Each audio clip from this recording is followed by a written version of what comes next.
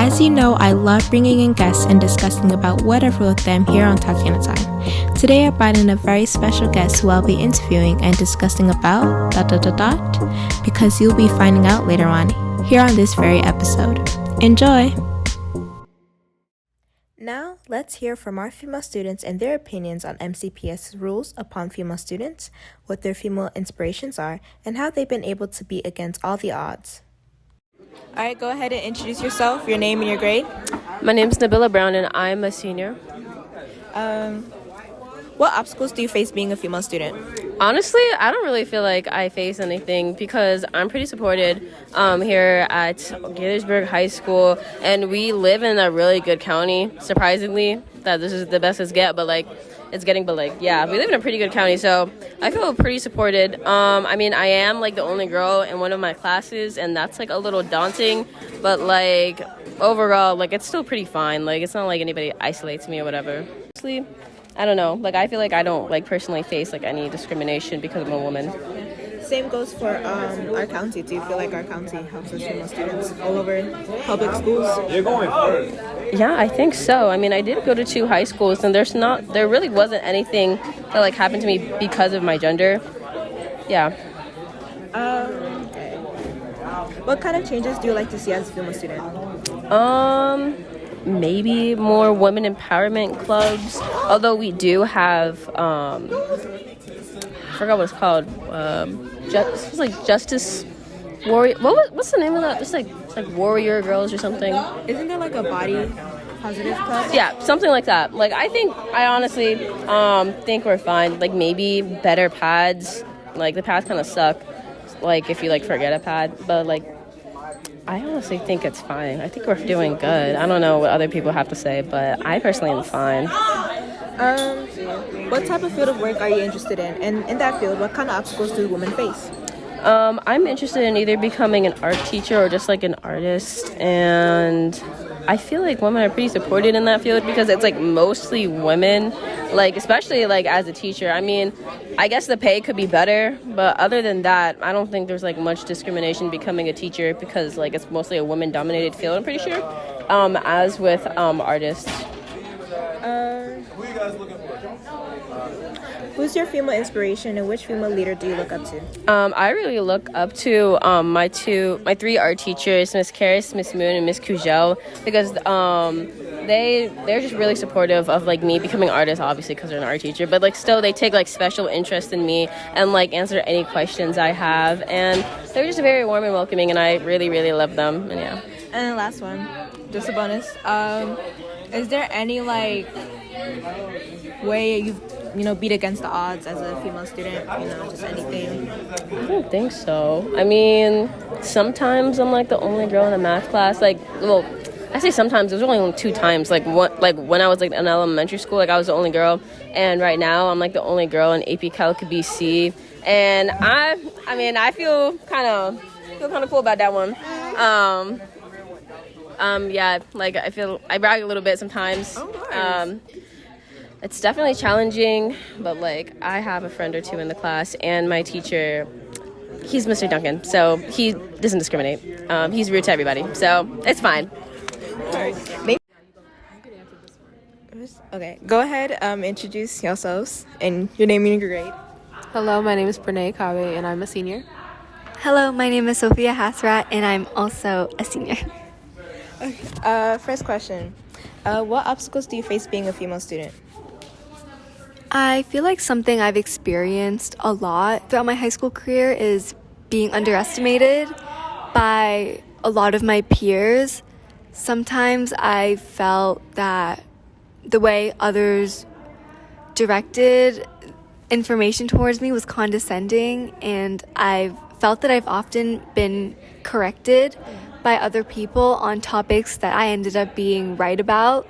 And it just seems like overall I felt that my abilities and my capabilities have been underestimated by others as a result of being female. Okay, do you feel like our administration at our school helps us female students? You do that.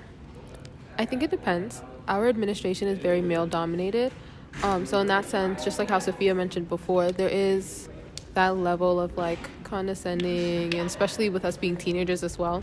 But then we do have female administrators and staff, and I feel like they definitely understand us on a deeper level.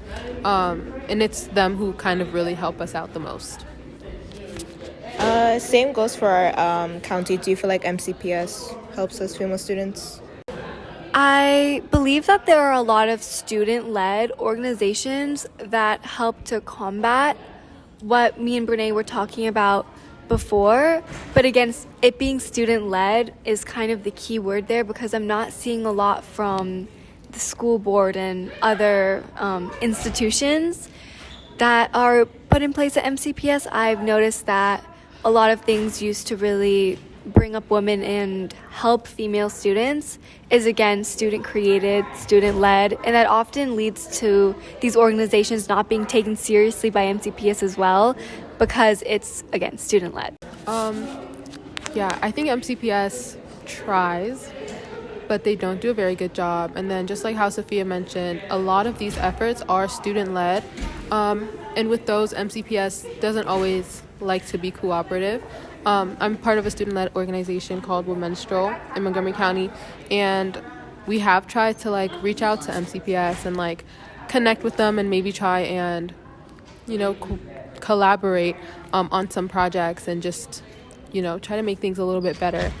And it's been unsuccessful because they don't they don't necessarily care enough to try and like.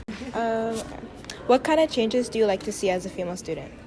I feel that if there were more county-wide efforts to really vocalize female student voices, be able to normalize issues that female students face without them receiving backlash for it, without it being taboo, without female students feeling guilty for sharing their stories.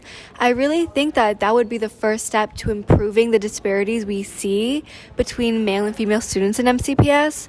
And again, I think just amplifying the voices of female students will truly allow us to understand these disparities and ensure that MCPS can actually take steps towards bridging these gaps. I completely agree. I think a big step would honestly just be listening and hearing. Like all of these student-led organizations, you have Womenstrel, you have MoCo Empower. I think MCPS using these resources and connecting with these people would be I think that's a great step towards, you know, allowing that, especially because as a part of these organizations, like, we understand what's going on and we firsthand have experienced the disparities between male and female students in MCPS. So listening to these people is such a great step, but MCPS kind of fails to do so. What type of field of work are you interested in? And in that field, what kind of obstacles do women face? I could answer. You are going to be the same shit. Yeah, could I just want me to just answer for both? Yeah. So me and Brene are both interested in working in the field of healthcare and specializing in obstetrics and gynecology. And something that's very prevalent in the healthcare system is medical gaslighting towards female patients and underpaying female workers. What else? I'll add on. Okay.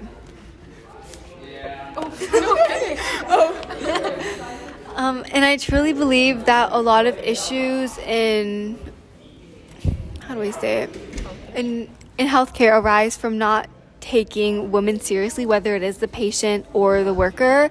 And I think that's something that I want to do as a female, as a woman going into the field of healthcare, is truly being able to amplify the voices of others, because for so long voices like mine wouldn't have been amplified, and thus allow women to be more taken seriously in not only the field of healthcare, but just STEM fields in general as well. So just to add on to that, I think everything Sophia said, along with just ensuring that I'm intersectional with my work, I think there's an added level. Female patients, most of the time, are also facing other disparities. They might be disabled, they might be a minority, things like that. So I think that's really important as well, especially because, medical racism is a thing. And then especially being a Black woman in that field, you're also experiencing racism. And if you're disabled, you're also experiencing ableism. And so those are just added things to think about. And then, how have you helped contribute to your school as a female student? I believe in my school, a lot of it comes from my personality being the way it is. I do my best to make sure that I amplify the voices and the concerns of other female students in my school and my community. And as Gaithersburg students, I always make sure that I'm defending other female students, that I'm allowing them to really understand that the issues that they're going with are okay to talk about, and that I can be someone that they can go to discuss their issues and the problems that they're facing, the misogyny that they experience as a student in MCPS, and that I can be someone who they can trust to share these things with. Because I do think that that's the first step to ensuring that these disparities get bridged. I think one of the biggest ways that I've contributed is just through representation, being a part of different things like SNHS, and just being that female representative. Like, I know last year our Science National Honor Society was very male dominated, and then this year all of our officers are females. So being in a position like that kind of helps us out, especially because we think of things in a different way. Like, hey, there are a lot of women in STEM, especially in the club and in our school. So just making sure that we are catering towards us as well, as opposed to centering men. And lastly, who are your female inspirations or female leaders you look up to? Someone who I really admire is Malala. She's really been an advocate for women's health, and especially women's health and education for those in South Asian, Central Asian, Middle Eastern countries. I know that from someone who comes from a bordering country as hers.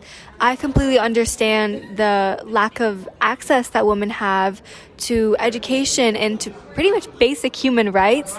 And her work is so inspiring to me because I really do want to achieve the same things throughout my life. And I want to ensure that I can be like her in the way where I'm constantly advocating for those around me, advocating for women of color, of all religions as well. And also doing my part the way she did hers to make sure that I'm an active advocate for women all over the world. Period. I would say my female inspiration is definitely Angela Davis, a social activist, a professor. She's amazing to me, especially because of how vocal she is, not only about issues regarding race, but she's all about intersectionality and how that ties into with her being a woman, her experiences as an activist during that time, her experiences as a Black Panther. I don't know. I think she's a great person to look up to and learn from. Thank you guys so much.